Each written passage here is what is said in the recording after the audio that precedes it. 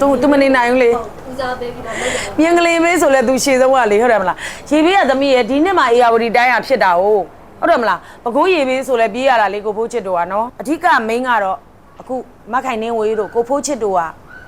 ပထမဦးဆုံးဘယ်လိုခေါ်မလဲသူတို့ငွေကိုစထုတ်ပြီးတော့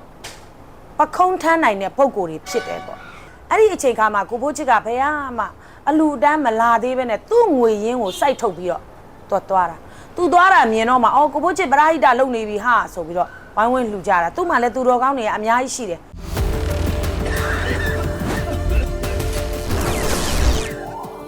ဟာယော့ဒီမှာ MS Smell Remover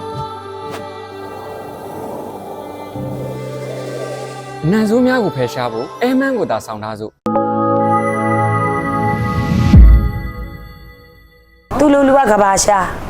ဟိလားသူလူကဘာရှာဆိုပရာဟိတာကိုပြောတာနော်အမေတို့ပြောမယ်ဆိုလို့ရှိရင်နိုင်ငံ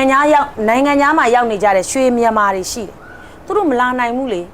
အဲ့ကကြတော့စိတ်ချယုံကြည်ရတဲ့ပရာဟိတာတွေကိုသူတို့ကမ်းလှမ်းပြီးတော့လှူမရောက်တာနော်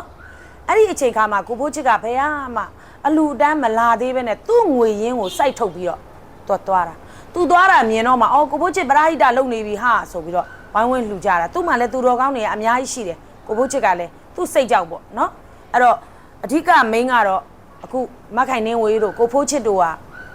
ပထမဦးဆုံးဘယ်လိုခေါ်မလဲသူတို့ငွေကိုစထုတ်ပြီးတော့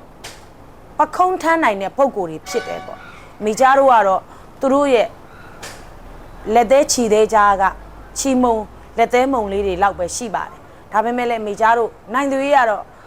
နှမ်းစီလေးပေါ့သမီးရဲ့အုတ်တစ်ချက်နဲ့ပေါ့တဲတဲ့ဘွင့်ပေါ့နော်အုတ်တစ်ချက်တဲတဲ့ဘွင့်တိုက်ကြီးဖြစ်ဖို့အတွက်ကိုမိသားတို့ကတဲတဲ့ဘွင့်လေးပဲဖြစ်ဖြစ်အုတ်တစ်ချက်ကလေးပဲဖြစ်ဖြစ်ပါဝင်အားဖြည့်တာပါသူမနေနိုင်ဘူးလေဦးစားပေးပြီးတော့မြင်ကလေးမေးဆိုလဲသူရှည်ဆုံးကလေဟုတ်တယ်မလားရေဘေးကသမီးရဲ့ဒီနှစ်မှာအေယာဝတီတိုင်းရဖြစ်တာဟုတ်တယ်မလားပကိုးရေဘေးဆိုလဲပြေးရတာလေကိုဖိုးချစ်တို့ကနော်အဲ့တော့ကိုဖိုးချစ်တို့ပြေးရမိသားတို့ကပါပြီးသားသိလားတဝဲဘက်တုန်းကလည်းအမေသားတို့ကတော့အဲ့ဒါအလှခံမိမိသားတို့သွားတာပေါ့နော်မြင်ကလေးမေးကြလဲအဲ့လိုပဲလေသမီးရဲ့ဒါကလေ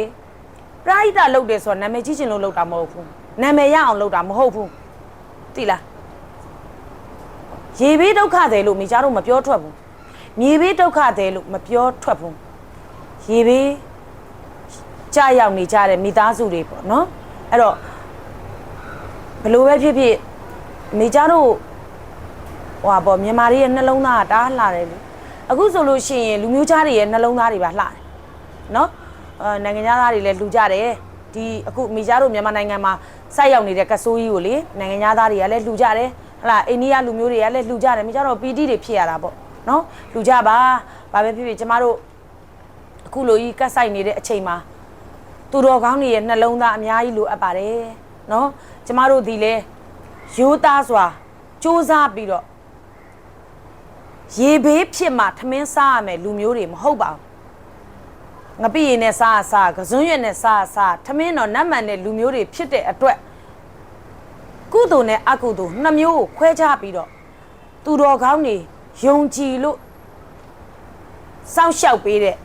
ဒီအလှငွေတွေကိုကျမတို့နှလုံးသားနဲ့ယဉ်ပြီးတော့ကျမတို့ရဲ့မေတ္တာတရားတွေနဲ့ထိမ့်သိမ်းစောင့်ရှောက်ပြီးတော့မပွန်းမပက်ကျမတို့ပြန်လဲထူထောင်ရေးမှာလဲစူးစမ်းပေးကြပါမယ်လို့ပြောချင်ပါတယ်ရှင်